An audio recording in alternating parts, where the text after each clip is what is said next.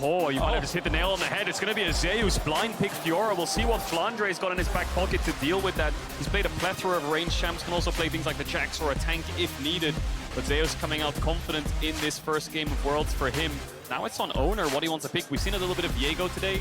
A lot of junglers have been pinched. Wukong's kind of falling in and out. LeeSin could be the pick, but it's a bit dangerous to go for LeeSin because you're playing really heavy single target damage, lacking engage. Viego doesn't really fill that hole either very well, but at least you get resets. But Oner's going to go for it. Lacking engage, a lot of single target, but he's confident that he'll pull it off. Confidence in his own ability, confidence in his ability to land the kicks here. The hover over's coming through. What is the option going to be? How are they going to deal with the problem with Zeus on the top side of the map? It feels like something that is so hard to handle. Are we going to see a tanky option? We've seen this matchup a few times today. The Ornn could come through. A lot of team fight power on the side of EDG. Hard to weather the storm, yes, but if you make it to mid to late game, we saw exactly how strong this pick can be. It's a no-brainer. Look at EDG's comp. It's really well-rounded. Really good scaling, good engage, good team fight, fantastic early game through bot. I think EDG's comp is well-rounded, better than T1's, I would say, but T1's has skill expression. It has mobility. Fiora, LeeSin, Akali, if you can make these individual outplays in team fights, you will take over the game. It's on EDG to shut this top side of T1 down. Yeah, and I mean, even just things like marking flanks in team fights is going to be so crucial for EDG, wanting that front to back.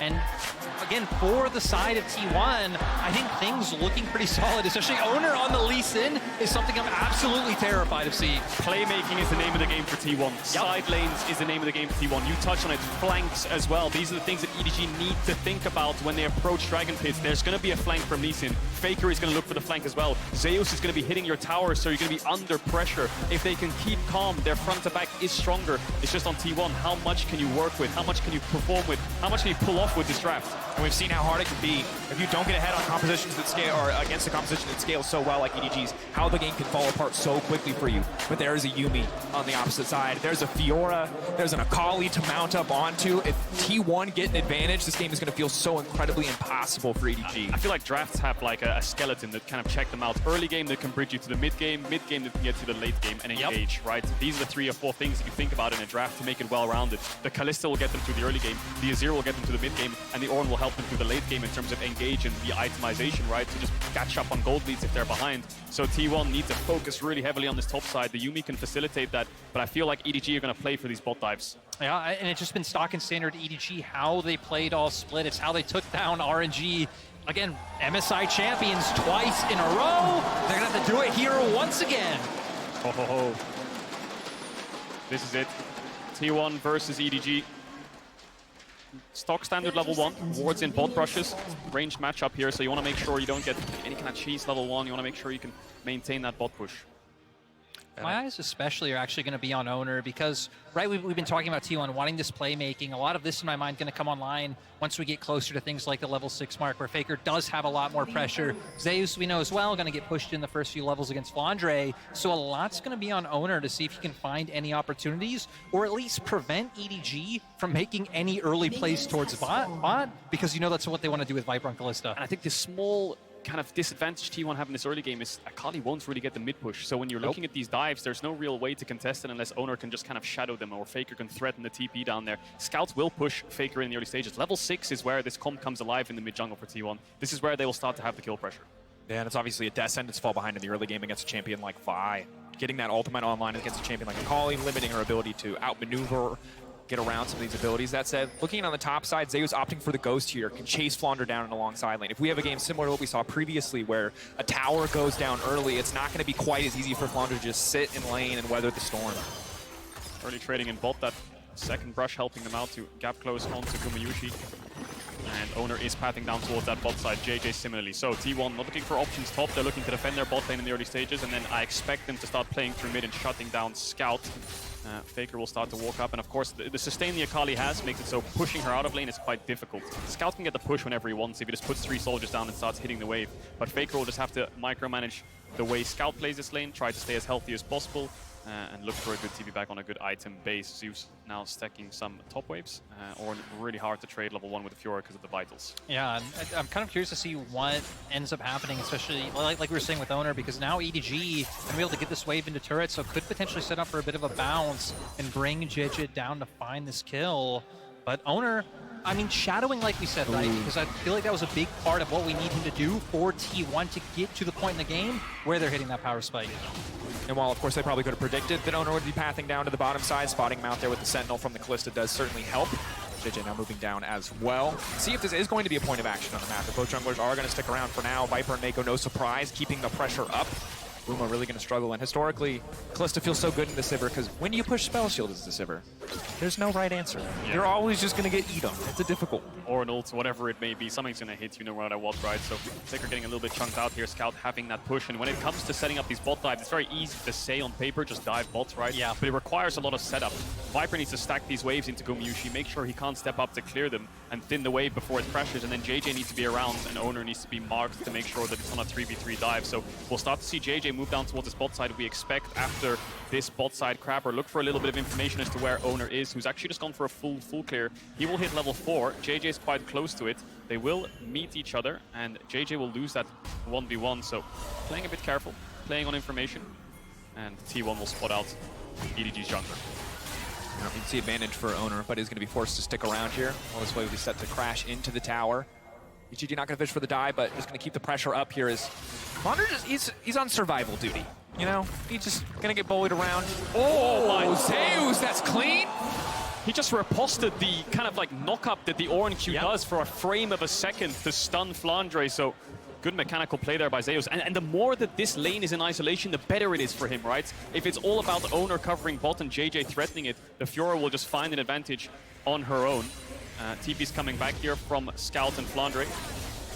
And interesting, we're already seeing double Grievous Wounds item coming in for Scout and JieJie both. Of course, important to note that with the Doran's shield healing, with pots, with Second Wind coming in, and the Resolve tree, you're going to mitigate a lot more healing than you might initially expect. It does help you keep up lane pressure and lane advantage. Even base health regeneration, right? It just stops a lot of that innate healing. Scout's feeling confident with Faker walking up there. Going to use the E aggressively, of course. Can use this dash aggressively when you're close to your tower because you're always going to be safe.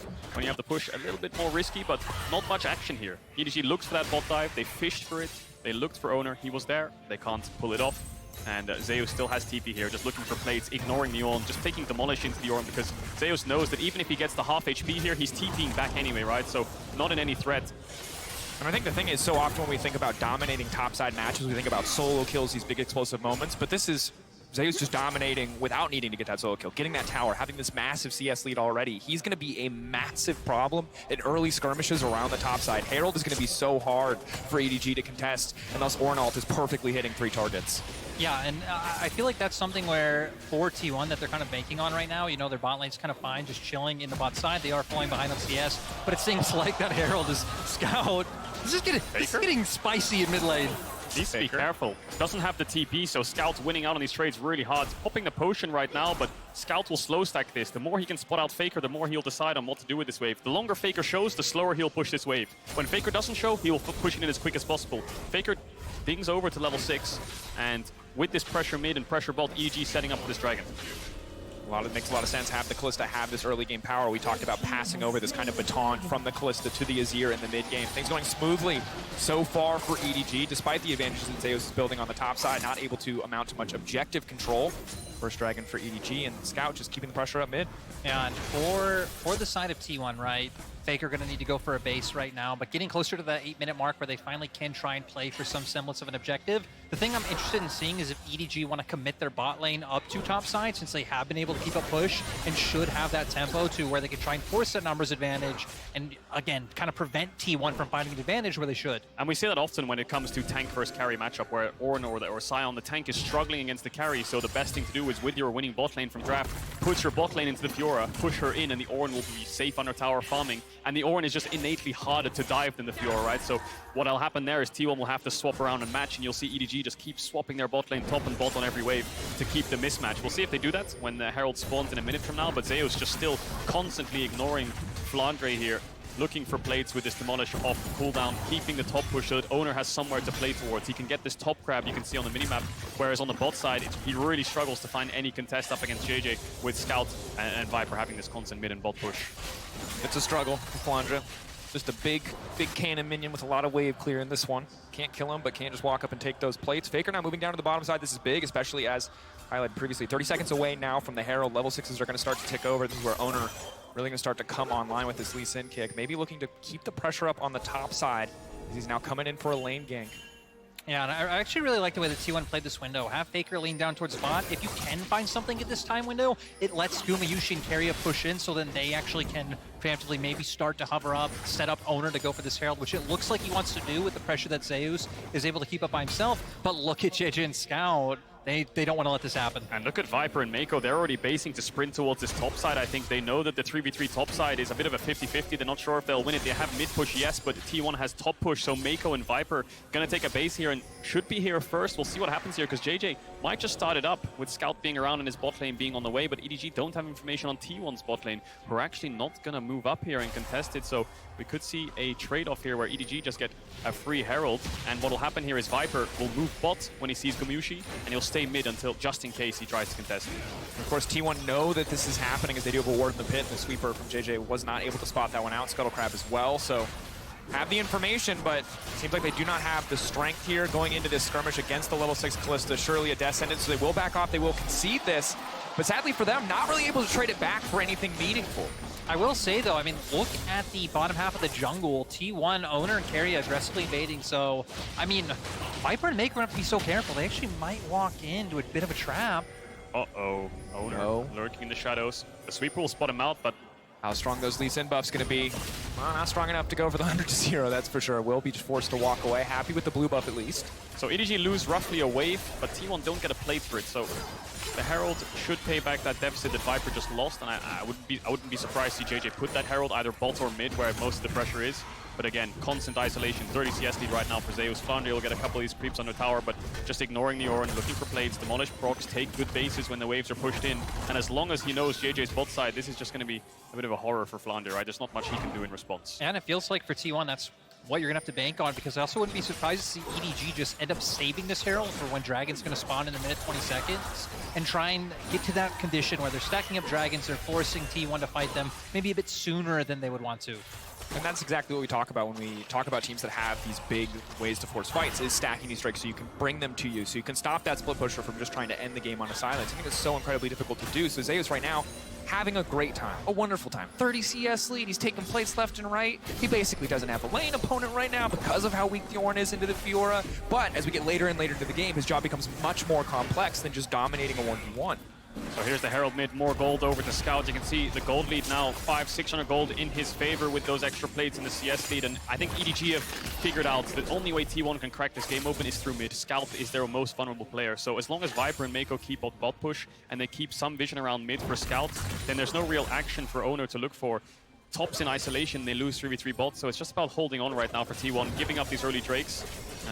20 seconds on the spawn though. Gumayusi could get this wave in, level 7. Oner's hovering around and JJ's on his camps. Ulti coming out, final chapter. Not going to find the third stack on a Meiko. That's massive. They're not able to snare a single target, so just using the ultimate, getting a bit of pressure, but nothing else. Small window. Now the question is, does T1 look for the Dragon themselves? Yes, you got Viper's flash, so Oner can make a play on him if they do decide to walk up. But Scout and Faker contesting mid waves right now to see if who can get into river first. The bot lane of EDG alongside their jungler will start to walk up, clear out some of this vision. We could have a fight on our hands here. Viper standing back. Has to be careful here. Faker now looking for the collapse. Scout coming down as well. Akali ulti up and available. Oner fishing for the kick. Advantage. Viper now stepping forward. JieJie now going in, looking to lock down Gumayusi, but the flash stops it. Ulti comes out as well, but not really connecting on anybody from Meiko. Meiko now being pulled back. Ignite now taking Faker, looking to finish up some kills. Faker looking to find Meiko, getting pushed back. Scout keeping him alive. The objective, can they take it? That's one for the side of T1, but the stacks are there. Faker now from the Faker.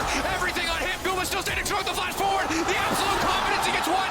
Can he get two? Faker now sitting forward. They can't finish Guma. It's massive for the side of T1. The Dragon still standing. Scout now walking away. TP now coming in. Fiora just returning to the top lane. It is a mess on the bottom side. Scout still in the area, but T1 will finally take the cloud. And we see T1 playing for those outplays, playing that game of inches. Exactly what you said, Cadril. Faker going in so aggressively, able to put the pressure there, and Guma's flash to follow up is beautiful. Great skill expression there from T1, but I will say that both the engages were a bit scuffed there from both sides. Oner looking for a kick flash onto the support, I think it was. We'll have to see the replay. And then Scout and JieJie just diving onto a Sivir who just spell shielded the Wild. From that point onwards, forwards, there's a lot of back and forth because both front lines had dived onto each other's back lines, and it was kind of like 2v2 split.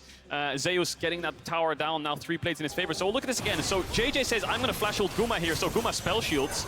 And then Oner, what does Oner do here? He looks for the kick flash onto Meiko, but he gets pulled away as he flashes forward. So both engages are a bit scuffed, but from this point onwards, we see the skill expression from the mobility of T1. EDG trying their best to try to play as a team, play as a death wall, and look for front to backs, but T1 just don't give it to them. Yeah, I mean, again, Faker with that E just able to get right in the middle of them. So many of EDG's defensive tools are already used trying to find the aggressive play, and it gives that window for Guma to go in, find the kill, and the fact that Keria on the Yuumi, such an annoyance. You know you aren't going to be able to finish off those low health bars. And very big for the side of T1, not just because of the 1k gold advantage that they've built, but they're slowing down the dragon stacking from the side of the EG, finding these advantages. Yep. Zeus didn't TP to that fight. He TP'd back top to keep pressing advantage here. Now he's got the Divine Sunder as well. It's only getting easier for him. That top lane plate is on 1 HP, I think, so he's going to pick that one up in the next 30 seconds, you have to imagine. But now it's a window where T1 bot lane can start to contest. They've been pushed in all game long, but now Gumayusi has Kraken Slayer. Viper doesn't have his Mythic yet. Faker's got a kill as well, so that negates the gold deficit he had from the plate. So the 3v3 slightly in their favor. Guma no flash though, so needs to be really careful of Vi just queuing over this wall. Kalista ulting in the Renata to get the initial spell shield. Oh, Zeus also doing so much work. Engage.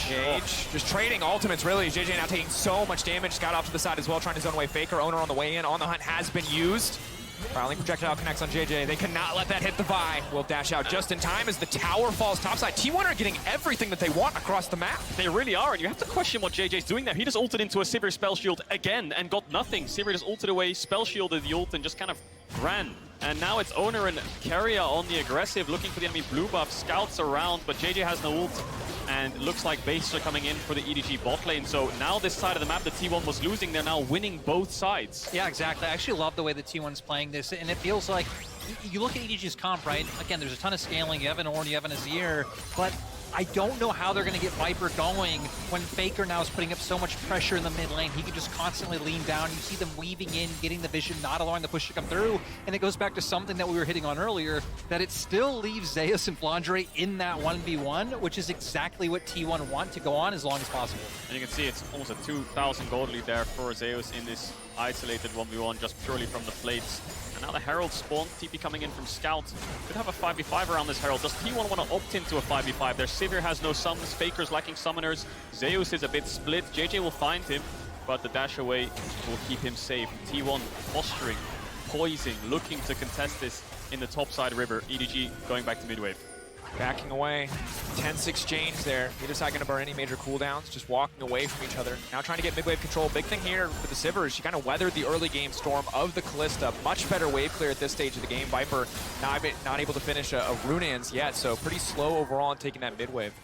Yeah, no Mythic for Faker, no Mythic for Viper. Two crucial items for both of these carries. Zeus. Rocket Belt just picked up. Rocket Belt just picked up. Faker coming out of base. T1 need to slow this down, wait for Faker to arrive. Gumayusi's a bit split, but Zeus has a lot of confidence here. Hard forcing, are they willing to commit for the 50-50? It's a big risk. Oner just walks in and takes it. It's so casual. Now Viper's in trouble. Viper's been locked down. They've got the Ornn, but it doesn't look like it's going to be enough. Instantly Oner to the backside, looking, fishing for a kick. He will not find it. EDG running for their lives, getting cut down. The Yuumi empowering the carries. Faker with the double. EDG falling apart as T1 take the Herald. They take the fight. Flandre's running for the hill. Scout desperate to get something back, but just knocking him right back into his teammate. What are you doing? T1 monsters in the exchange. And the Herald comes out that Oner stole. He's going to get the mid-tier on his Faker. Going to take that E on the Scout. No, he is not. Are they going to look for a tier 2 as well? The T1 meat grind with this Yuumi paying dividends for these mobility carries. It's so great. And getting to see Faker be the one taking advantage of what Keria has to offer. The most decorated player in League of Legends history, popping off again against the most recent world champions. It's so hard for EDG to find this fight because the amount of angles that T1 are coming from. Zeus was stepping up there in a kind of like a 1v5 when his mid lane's in base, his AD carry's trying to reposition. How the hell does Oner get that Herald when they have so many Kalista Ren stacks in there? Zeus just runs forward with the Yuumi on his back. That's their engage. W's forwards on the Renata ult to get a stun onto the Ornn, and then Oner looks for the initial kill. Viper doesn't die here because of the bailout, so it looks good for EDG, but then Faker arrives. Yeah, Faker gets right in their faces. Beautiful second hit of the ultimate to be able to guarantee that kill on the Renata. And the fact that he was able to keep going is what blew my mind. But again, having Keria on top of him, supplementing with the heals, and Scout tries to knock him back, but kind of ends up giving Flandre his life. JieJie looking Oner to steal this one back from Oner. Can he get it? Time to see if he can get it the 50-50. Are they going to push? He gets kicked out of the pit. They want to finish it. And Oner, this man doesn't miss. He pulls it back over the wall. Where's the fall? They take down the jungler. JieJie going to back away now. Zeus so strong in the 1v1, leaving him isolated. One more stack. He's trying to finish it. He leaps back over the wall. The bailout, not bailing in. Here comes Striker. Today, baby. Meiko taken down. T1 see their window of opportunity. They take it. They take the drink. They take another fight. There's nothing left on the map for EDG. This is a slaughter.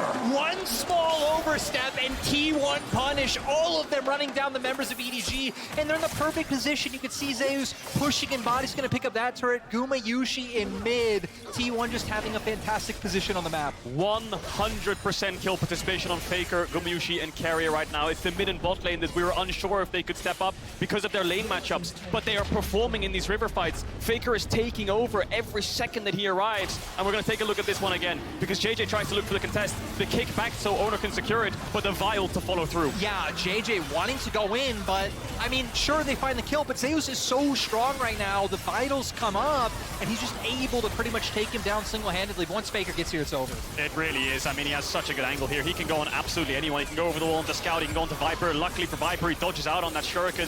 Faker would have taken it back. And there was a lot of question marks around T1 coming into this tournament. Getting 3-0'd by JieJie, going to 5 games against Damwon. How strong is this team?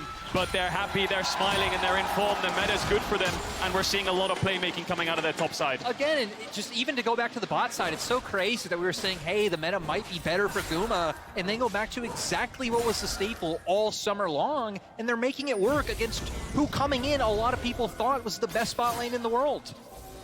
An impressive showing for T1, no doubt, and it's so difficult now for EDG. You do not get to quietly scale in this game anymore. Faker, Zeus getting onto your back line. Odessa, as you can see them grouping up as 5. They know if they pull back. Oner now pushing for the kick. That's going to be the hostile takeover. How much is it going to do? Ornn going in, but it's not hitting nearly as many targets as they need to. JieJie now going to get taken down. Zeus finding the reset, finding the healing circle. Meiko now going to get taken down. The bailout, again, is going to be useless. Faker fishing for Viper. He's going to take him down. Flandre. Oh, it's just like the laning phase, but this time so much worse. T1 and Faker dominating. It's the solo lane. Faker might be in trouble, though. He's going to get taken down by Scout. A little bit of revenge there for EDG, a consolation prize despite losing 4 members. Scout standing tall, but they're going to lose this bot tier 1. It's Zeus and Faker just running through EDG right now. Yeah, and it doesn't matter that EDG do have all these AoE tools to be able to take a fight. Again, they're falling behind. They're losing control of the map. T1 are able to come from so many different angles, and they're just making it work.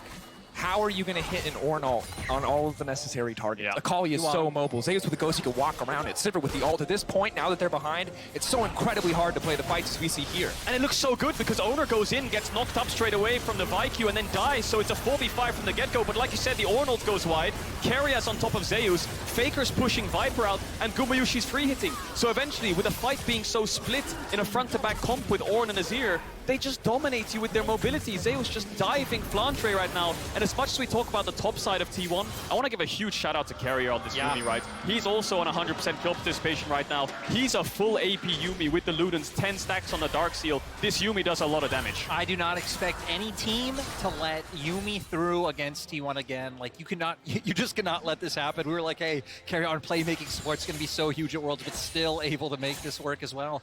And now, I mean, EDG are just in such a hole. For T1, I think just looking to play out through sides, you can already see both top and bot wave pushed in, try and get some semblance of control on top side jungle so they can start making play for the Baron. Collapsing onto Zeus. 4 members here trying to take down the top laner of T1. Surely he falls. Knocked down, shut down for EDG. Baron up, TP coming out. EDG instantly pull the trigger. They know this is their window of opportunity. They may concede mid for it, but they have to get it done. But Oner, already 2 smites this game. He has been clean. He has been undeniable in these objectives. Will he find another? EDG have the Ren, they have the Kalista, they're stacking them up. It's a 4v5 for T1.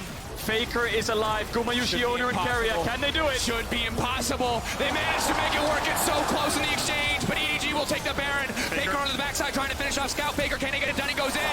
He takes down Scout. That's going to be 1. Oner waiting over the wall. T1. Guma now running. They're split. They've been knocked down. for the triple for Guma. The 4v5, they pulled it off. Faker got incredibly low at the start and they didn't manage to get the steal, but EDG were like fish in a barrel in that Baron pit. T1 once again just have the number of their old rivals, completely stomping EDG. Are they going to look for the end here? 10 seconds on Scout. We're 22 minutes into the game. This is the world champions. T1 are on to the Nexus Towers. T1 tearing through the Nexus. Eyes on the prize, give them no quarter, take everything from EDG Viper, make it out, fighting back, they're looking to get it done. Oh my God! This will fall. 22-minute victory. T1 unleashed on the international stage. What is this T1 team? The second they got a lead, they just didn't let it go. And my God, their team fighting with this composition was almost flawless. They have silenced all the doubters already on day one here at World's group stage. Incredible performance from absolutely everyone. Doubts around Gumayusi, picks the Sivir, does his job fantastically. Keria, Yuumi, the mobility of the top side. EDG, despite having this good, well-rounded scaling comp, just had absolutely no answers to the skirmishes and the aggression from T1. Second fastest game of the tournament. And Zeus is a promise realized. We knew that he could dominate Flandre if he was set up to do so. He absolutely did. Left on that island, he built an incredible individual advantage. The rest of the team, you've weathered the storm now. Gumayusi and Keria against Viper. That's it. That's the storm, bro. And only more to show here from T1. Incredible performance. Again, just so huge to see. I mean, right, we will get to see them play again, so EDG will have their chance for revenge, but just the way they did it. Teams of this caliber, though, once they find leads like the way T1 did, they just don't let it go. And I mean, heck, again, right, it's been so long since T1 have been able to like pick up a trophy, pick up a championship.